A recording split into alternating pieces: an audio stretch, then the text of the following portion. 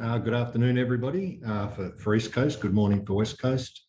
Greg Bader, CEO of Rent, and with me I've got Jan Ferreira, who's our CFO, COO. We've got quite a lot of participants on the call. We have a pack that we put up on the ASX. We're going to run through that in about 15 minutes, and look, some of the slides older shareholders would have seen before, but we have a lot of new shareholders, so we wanted to run through them. About 15 minutes on the pack, and then we've got quite a few questions which we're happy to answer. So throughout the call, if you do have a question, there's a Q&A dialog box on your browser that you can ask a question, and Eric sitting in the background will grab those and give them to us at the end. So I'm going to get started. Once again, thanks everybody for joining the call.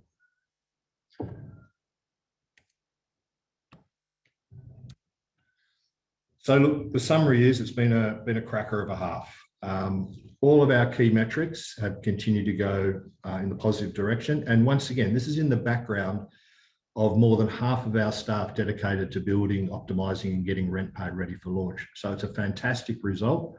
We've brought on new partners during the period, AGL, ANZ, Novardi, Fergo Finance, all key components to RentPay going forward. And yeah, we're really stoked with the half and looking forward to knocking a few goals as we go forward. Might just hand over to Jan to cover the results in a little bit of detail. Thanks, Greg.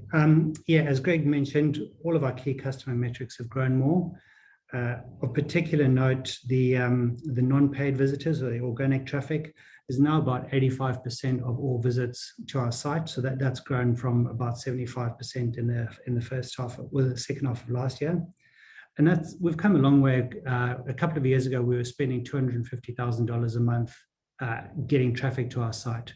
So not only has our overall audience grown, but we spent about half of that across the last 6 months. So it's really kind of building the strength of our business going forward. Our blog is going from strength to strength, so we've increased the number of page views on the advice, but also things like our Facebook community. We've got a couple of thousand people in there across agents, landlords, renters, all interacting, giving advice in sort of like a forum manner. So we're really proud of how that's progressed, and all of these are contributing to us driving record financial results. You know, we've been able to reduce costs, increase revenue, and that's all contributed to improving EBITDA to the point where our core rent business is now profitable. Excellent. Thanks, Jan. So we need to just go back to the start a little bit and why we exist. So there's and this is a little bit of an Australian thing, but there's a perception that somehow renting is second class, negative, and our job in life is to change that stigma.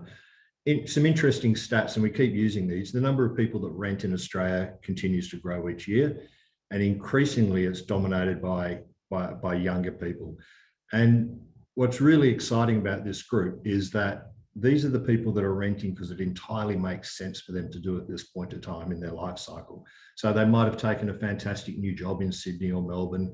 They're not going to jump into the market straight away. They don't even know if they're going to stay in that job for a period of time. So we've got what we call the logical renter starting to become our largest segment. So part of us is just trying to make that process less scary, less intimidating, and a lot simpler. And the difference between us and I guess other portals is that renting's all we do. So for some of the other larger portals, renting's just a simple tab, you know, third, fourth, click along. For us, it's everything we do. So every one of our products is built for renters, and to be honest, largely by renters. We solicit feedback from our customers for everything we do. And, you know, it results in us just simply putting the renter first. Last week, we announced 1 million resumes. That's a fantastic achievement. We invented that process simply as an online tool for people to enter their data once and apply and inquire on multiple properties. It also turns out to be our best opportunity to place product in front of customers as they go through a process. So 1 million resumes, fantastic result. 200,000 pet resumes. Now, pet resumes is a little bit of fun, but it has a serious side as well.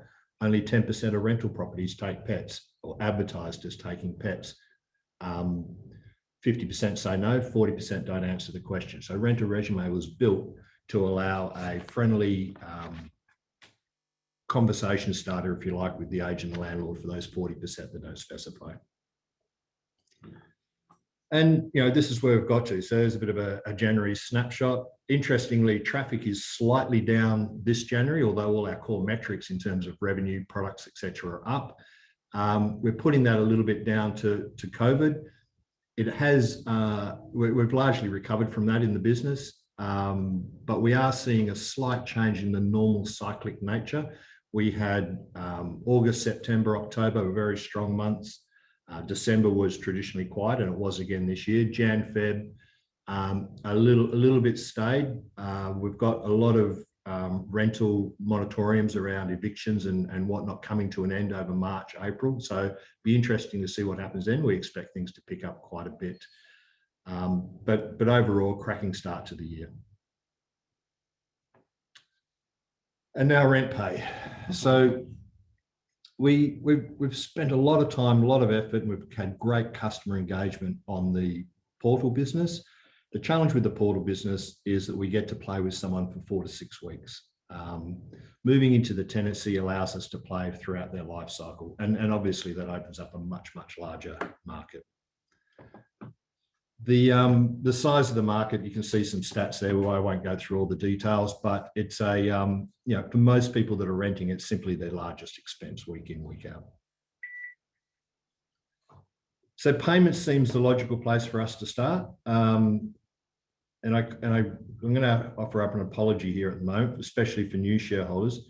We have a product called RentPay in the market today. It is a product we purchased a couple of years ago from MyOb. It's not a bad product. It does about $8 million a month in rent today. But the challenge with it is it's certainly, it's a product that's no different to any other product out in the market. It is a product that relies on an agent signing up to use it and then, if you like, enticing their renters to use that product. So we thought there was a better way. So the new RentPay platform is what we call renter-led. We need to build a product or a service suite, if you like, that is attractive enough for a customer to want to use it. And then we'll sit in the middle and we'll operate somewhat transparently to the real estate agent. So the customer comes in, they will operate a wallet. The wallet is structured up in an ANZ trust account, so it's perfectly secure. They'll top up the wallet at their leisure, and then we will pay the agent on the right time at the right amount. The opportunity is huge. Now we've got a couple of graphs in here, and I just, you know, want to caveat these are just, they're not our forecasts, they're just illustrations, I guess.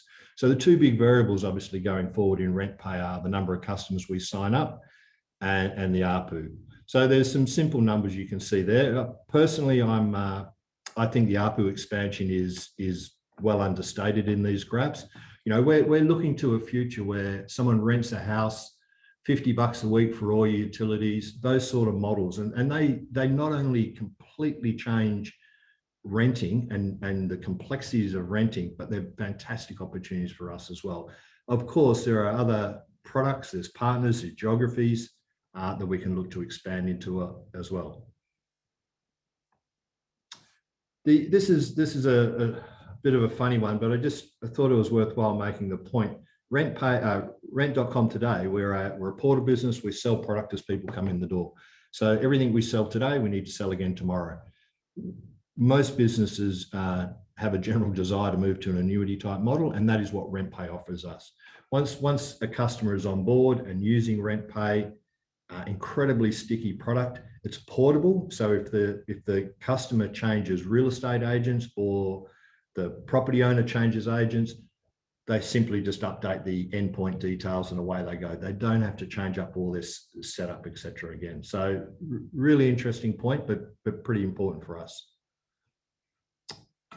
Progress so far. Rightio. So we're obviously engaging customers. We're going through this as quickly as we can. We're in the planning phase. We've got external resources helping us. We're only 22 staff locally. We've onboarded another 6 development staff, so more than doubled our size of our development teams. So there's a lot going on. We already have extensions in planning. there's, if you like, 3 waves coming down the door, and they address different parts of the RentPay ecosystem. And as you can see in the bright blue at the bottom there, we're targeting a launch at the end of March. Jan, might just cover off our results in a little bit of detail. Thanks, Greg. If you can see from the chart on the right-hand side there, our revenue has really accelerated over the last half year compared to previous years. Mainly that was driven by renter products, which increased 43%. Our EBITDA result has also improved significantly, despite the fact that we invested about 300,000 into RentPay during that half. So that effectively means, you can see with the loss of 284,000, that the core RentPay business was marginally profitable, and it was for each of the 2 quarters in the half, and we're on track to achieve that again for the March quarter 2021.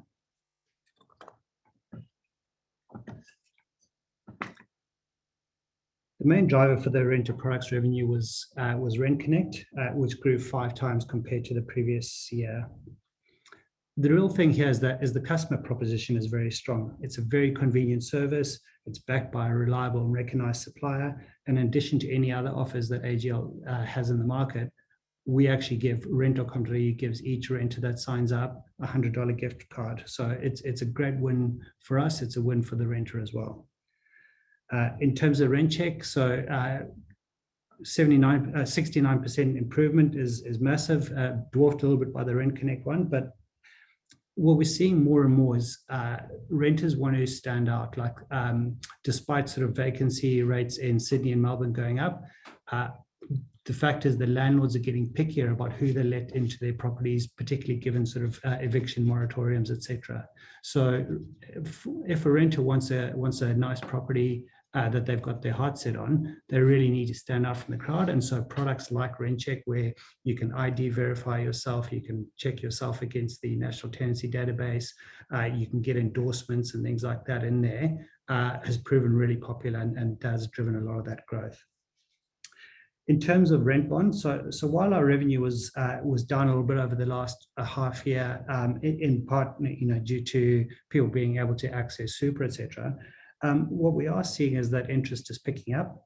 About a year ago, we introduced a move in our pay later component, where if you repay it back within the first 21 days, and generally most people would get their bond, like if they're transitioning from one rental to another, they would have got their bond back in that time frame. That's proven really popular, and we've kind of seen a big take up in that. And what we are seeing is more and more people are taking that out, paying part of it back, but continuing with part of the loan, which they may use to cover, furniture, moving costs, etc. So we're working with our partner on other options to grow that revenue stream as well. The other sort of main revenue stream that we have is our advertising sales revenue. One of the strengths that we have here is that we really work hard with our advertisers to maximize the return they get from advertising with us. That includes working with them to craft renter-focused creative and messaging. So you won't see things like stop renting or escape the rent trap, that kind of messaging on our side. It's all renter-focused, recognizing that renting is valuable, but offering them a renter-tailored solution. We include category exclusivity where that's appropriate. So, for example, Optus is the only telco on our side, and we provide specific products depending on the property. So, in a 5G area, for example, we promote Optus's 5G offerings. In other areas, we provide NBN or mobile broadband as appropriate. And again, a product like mobile broadband, for example, is perfect for a renter because they can transport that product with them as they move. So we work with them on the messaging around that. Working with our advertisers has really helped us increase the repeat business. So you can see from the charts on the right-hand side that the average duration of an advertising campaign is really extended.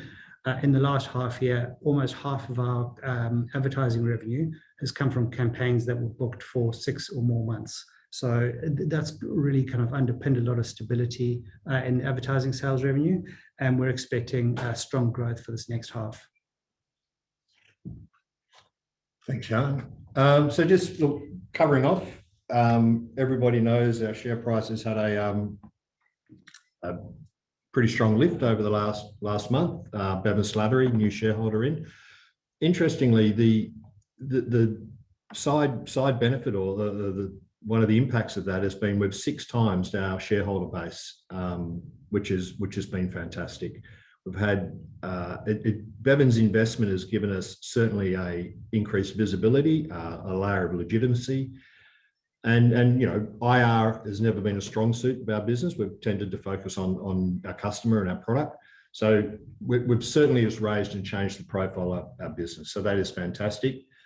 It's opened up some other opportunities, both domestic and international that we'll get to and we'll look at. Some of those seem pretty exciting. The key thing to, I guess, remember is we've got our core business profitable.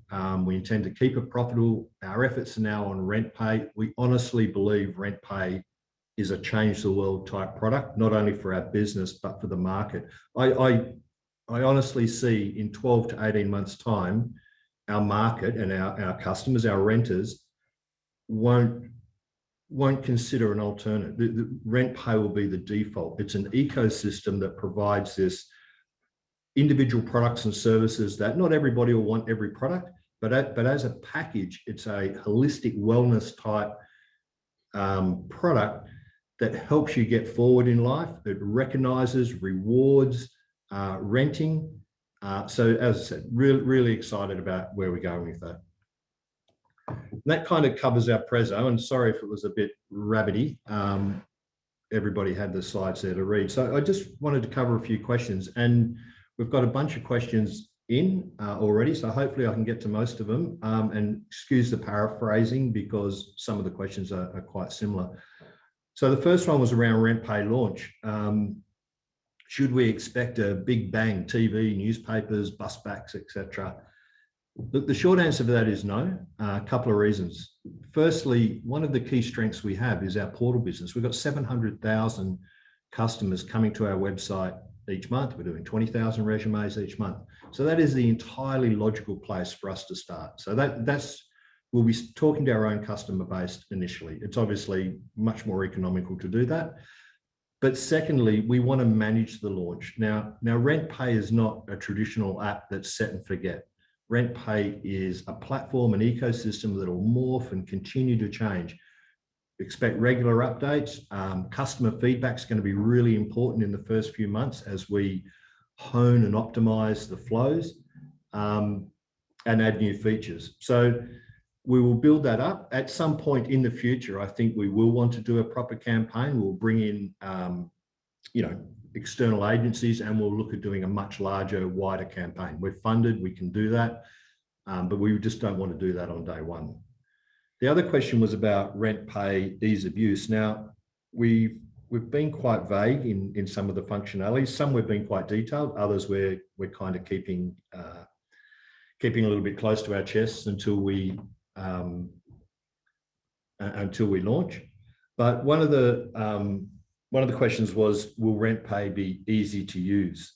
Now, this is an interesting question. So once the customer is set up on RentPay, for sure, it's going to be easy to use. Interestingly, 60% of our customers, the largest gripe, if you like, was that people had concerns about knowing exactly where they stood in terms of rent paid and whatnot. Today, money leaves your account. It can take 2 to 3 days to arrive in the agent account. They're all major areas of concern. So RentPay solves all those. And we've previously stated that we'll be using NPP as our primary payment out method. That's instant. So the agent will have the cash at the same time you've set the cash. Setting up for the first time when you onboard, this is, I'll be honest, is a lengthy process. And it's an area we've spent so much time on, and we continue to do so.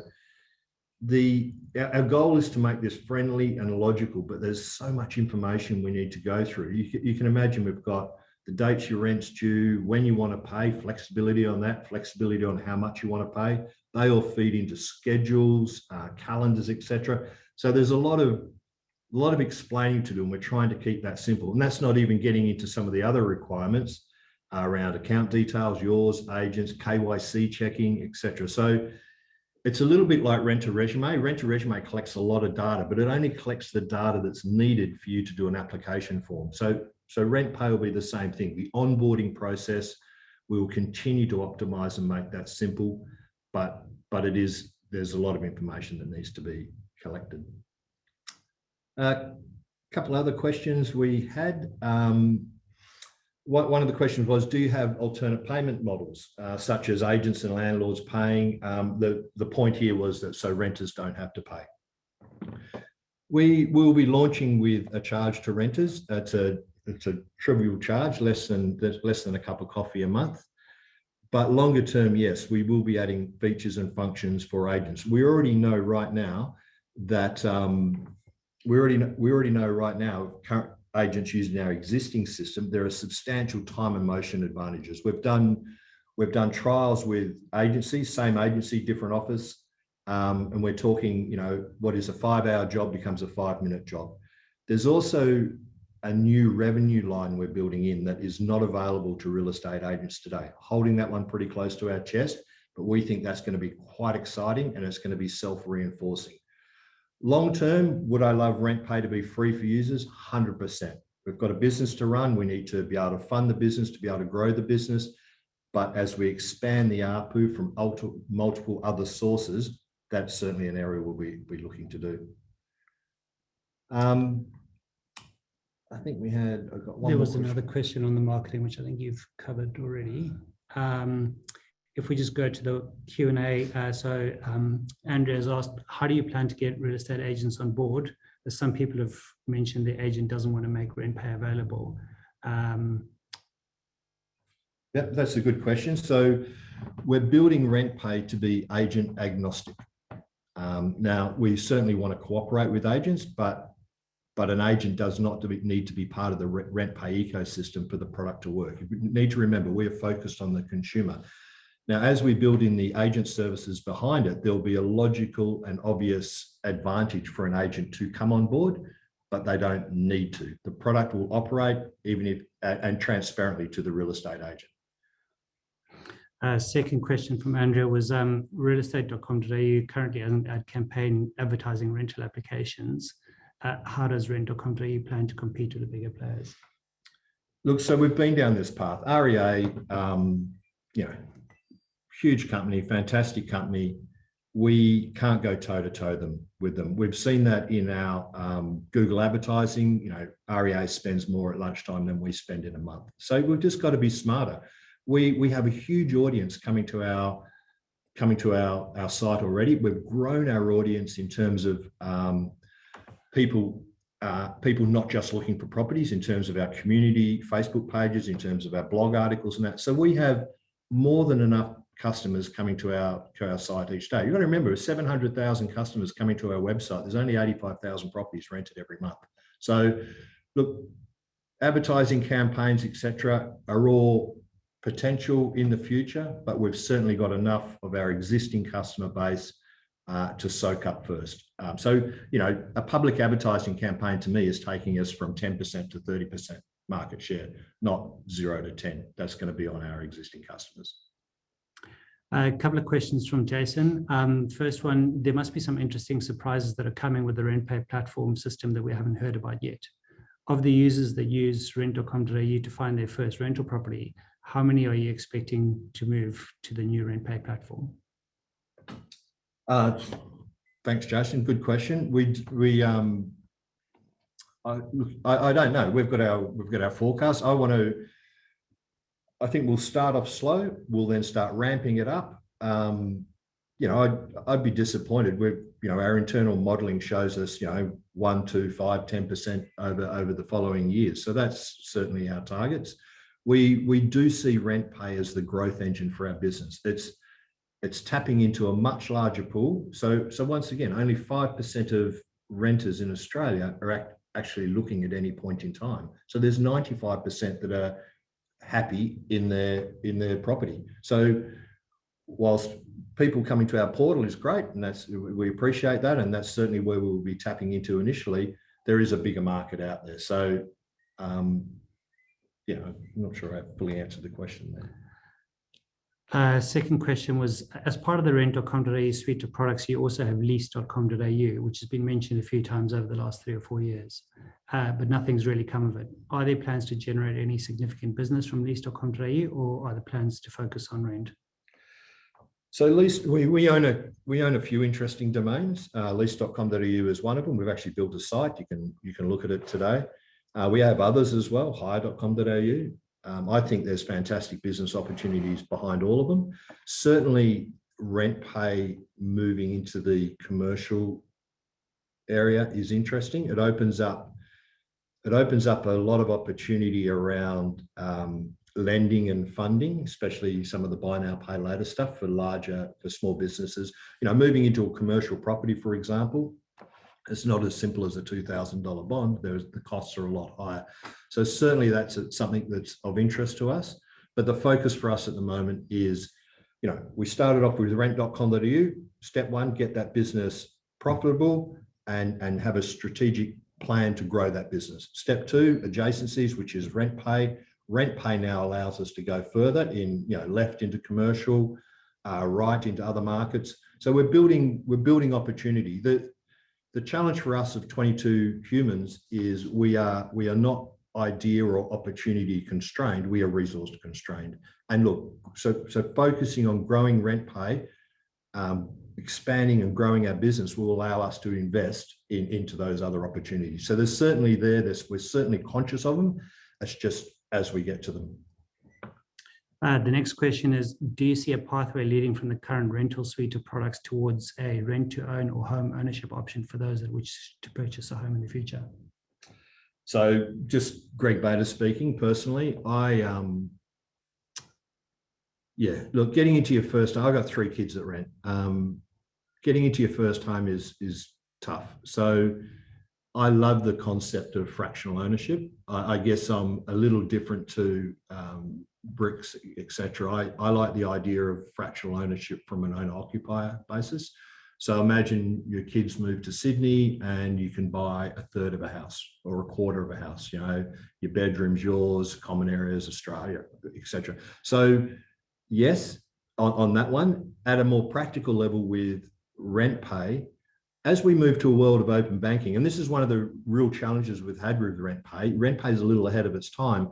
The banking infrastructure in Australia is not quite, is changing, and we're not quite where we need to be. So as we move to a world with instant payments in, instant payments out, open banking, we start, the data we have on our customers starts to become more and more valuable, more and more unique. So I certainly see a path forward with a banking partner where we know more about our customer, and there is if you want to get a mortgage, there is an advantage of coming through RentPay.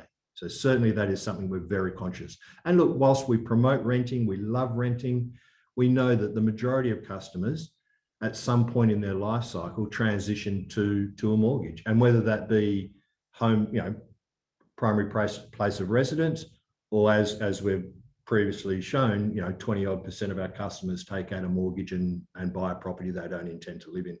So certainly a key goal of ours is to make your renting worth something. So make your renting valuable for when you transition into a mortgage. The next question is, does state legislation create problems for rent bond? I could probably take that one. The short answer is no, it doesn't. We work alongside that. So we facilitate a payment directly to the relevant bond board where necessary, or where agents, like because each state has different rules. So some we pay to the agent, and some we pay directly into the bond board. But rent bond is also broader than just the actual bond loan. Like a lot of people take out, they use it to fund moving costs, etc. So we've seen over the last 2 years that our average loan has moved from about $1,700 to about $2,300 as people have taken advantage of the fact that we've broadened the scope of it to also include moving costs. So we don't really see that. We have had some competitors that have structured an insurance type product, and they have generally fallen foul of state legislation where around bonds and just just some practical issues around that as well. So in summary, yes, we don't see any issue for rent bond from state legislation.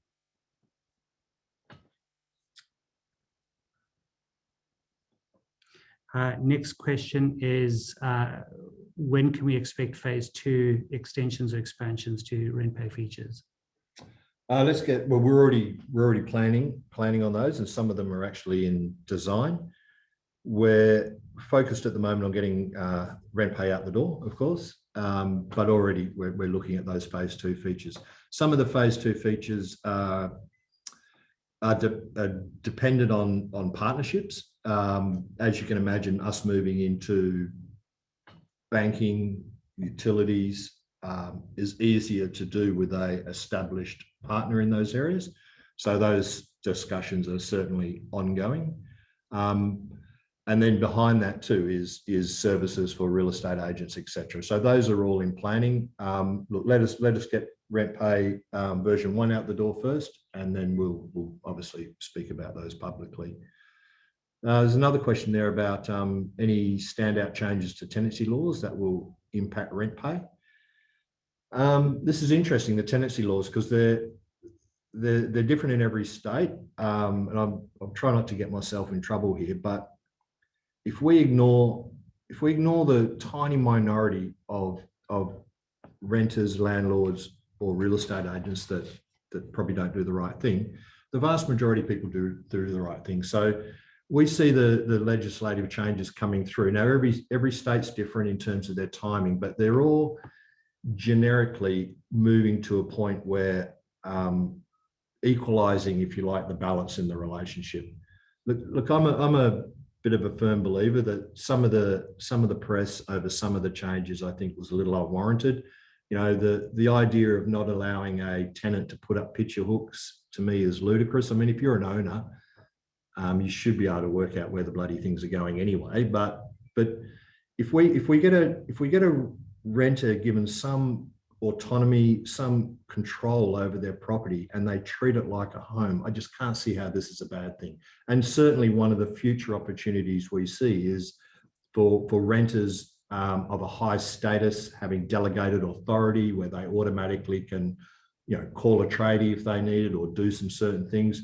So that's where we see this going. But in terms of, you know, ignoring the specific COVID rules that, once again, that are different per state, I don't actually see any of the changes coming through are massively going to impact RentPay.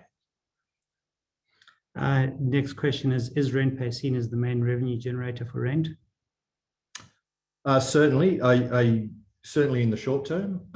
Once again, RentPay is a platform that facilitates a longer-term permanent relationship with the consumer, in which we intend to build on additional services, features, functionality. So, if you like, as a scaffold that we'll continue to add to, yes, I do see it being it's simply playing in a bigger market than our portal. And once again, on our portal, our 2 main revenue streams are advertising revenue and products revenue. Products revenue is about 60%. We don't charge agents to list on our site.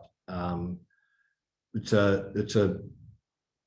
an interesting conundrum. Personally, I think there'll be a world in the future where that becomes more the norm.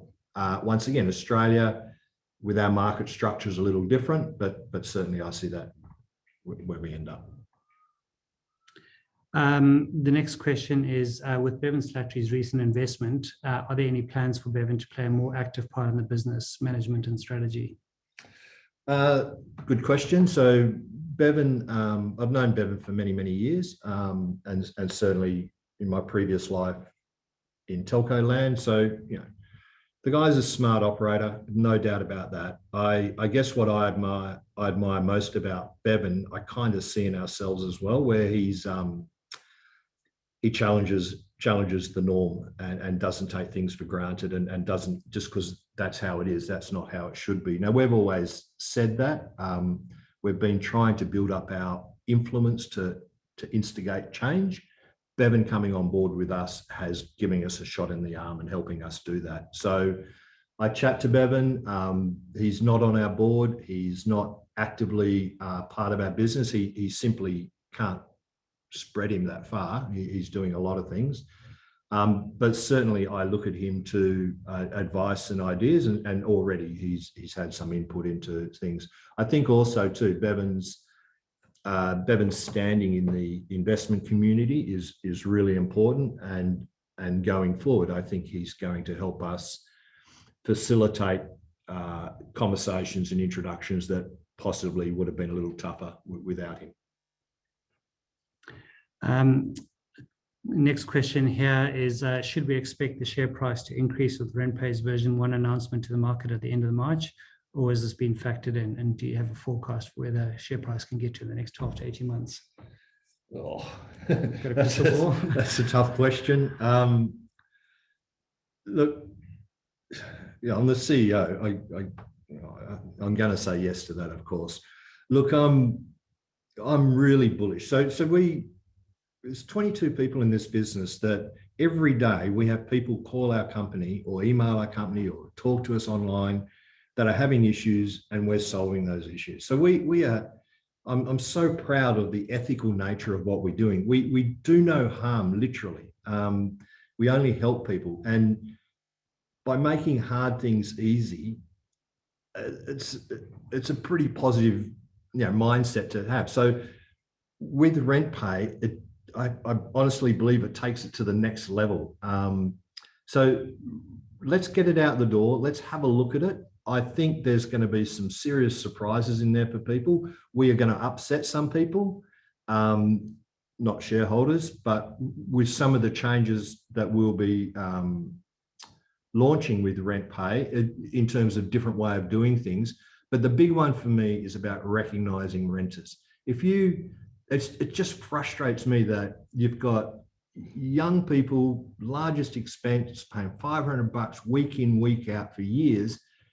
There's nothing to show for that. And in terms of people looking at renters, the last line of attack, if you like, is that your rent money is dead money. We aim to change that.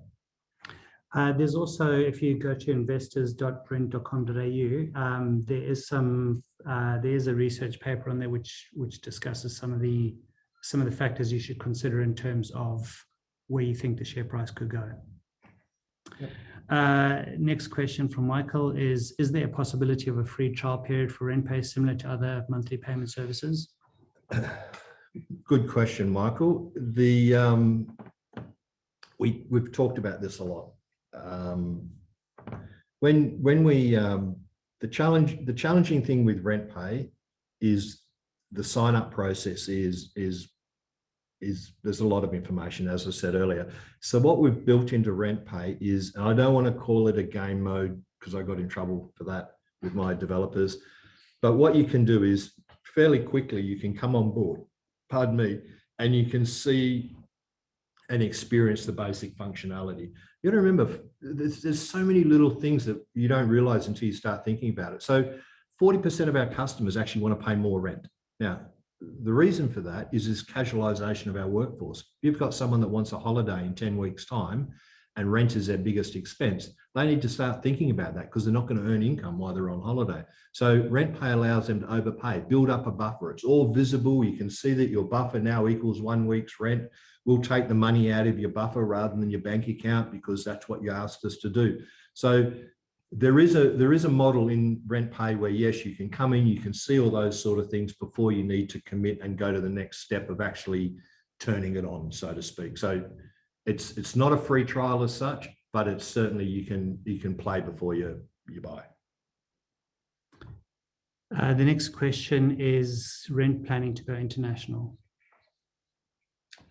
Another good question. I guess we've looked at this a couple of times. The Rent portal, and this is one of our strengths. So the Rent portal, I mean, I know it's a really pretty looking website, but the tech behind that is significant. I mean, we're talking tens of millions of dollars of investment. We operate so many upload CRM engines in Australia. So to have automated B2B interfaces to the entire market, to be able to upload thousands of properties automatically a day and all that, that is something that is very Australian, right? So porting rent.com.au to other markets, ignoring the domains issue, although there is rent.com in the US that we should look at. But that was a joke, sorry. So porting our property business, our property portal business, is not as simple as it sounds. RentPay, on the other hand, is actually really interesting. And already through our partnership with Novarti, we have access to some of the emerging payment methods. So things like WeChat Pay, Alipay, some of the newer buy now, pay laters. So certainly as our suite of payment options in and out expands, moving RentPay as a platform and as a product to other markets is an opportunity. So we've had a couple of questions emailed in. What third-party requirements is the RentPay product launch conditional upon? I'm not sure I understand the question.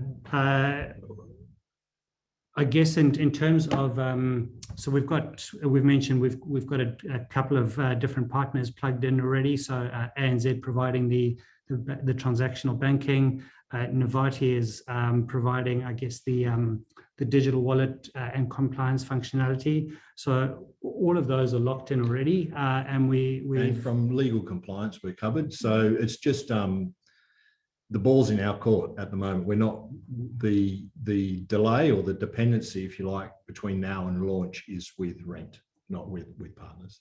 Yeah. Second part of four-part question here. What actual trial results or other evidence has been attained to substantiate the new product? So in terms of talking to our customers, we have surveyed our base a long time ago, a year ago. That was a very large sample, over 1,000 consumers. We got their inputs in terms of how they currently do things, how they would like to do things, what are the issues, what product features, blah, blah, blah. We then had focus groups. We have focus groups in our office with people, and then we broaden that. We have focus groups operating right now with nationally, and our marketing team are leading that. And those focus groups are less around the product functionality, more around the communication, the messaging, how we talk to people about those. Interestingly, we've broken the focus groups up into generational segmentation, just because there are different people at different life stages of their cycle that respond differently to different messages. So that's how we've been doing it. Of course, we have staff using the product, etc. as well. So from such a large 1 million plus user base, and given the uniqueness of the feature suite being promoted, the forecast take up in the presentation for the first year seems low. What's the rationale behind this? I'll probably just answer that straight up. We haven't actually put out a forecast in that. So that is just what we're doing, is we are providing, I guess, different, just so you guys can kind of understand what the different metrics are. So we've kind of given what does 1% look like, what does 2% look like, what does 5%, what does 10% look like. We certainly aren't forecasting 1% for the first year, but those are just different market shares and different ARPUs to try and give you guys an idea of what the different metrics will be. As we launch RentPay, we will be providing regular updates in terms of both of those. What are we getting in terms of customer numbers? What are we getting in terms of ARPU? Next question is related to the ARPU. Notwithstanding the target ARPU over time, what do you see as your minimum ARPU in the next 12 months? Oh. So once again, just we haven't put forecasts out there, and I'm just conscious of giving people, look at the ARPU is made up of a bunch of things, right? So we've got there's setup fees, there's monthly fees, there's people consuming different products and services within the ecosystem. Not everybody will consume every product, so we'll start off fairly low. I mean, we want to, what we charge and what we think it's worth are different things. So we'll be charging not much to start with. And we'd like, as I said earlier, we'd like to get that to free. So initially for me, it's about having a product that people love, rather than earning $1 million off it. But as we scale up the product, our ARPU certainly will expand. Sorry. Next question is, with so much free money being thrown around with JobKeeper and practically zero interest rates, house prices will be going north in most states. How would you see this impact the rental market in the coming 12 to 24 months? Will it be easier or harder for new renters to find somewhere to live? Yeah, this is one we're dealing with right now. It literally is state dependent, and there are different schools of thoughts on what will happen when the renting moratoriums finish. In Western Australia at the moment, albeit a small market, it is absolutely diabolical to try and find a property at the moment.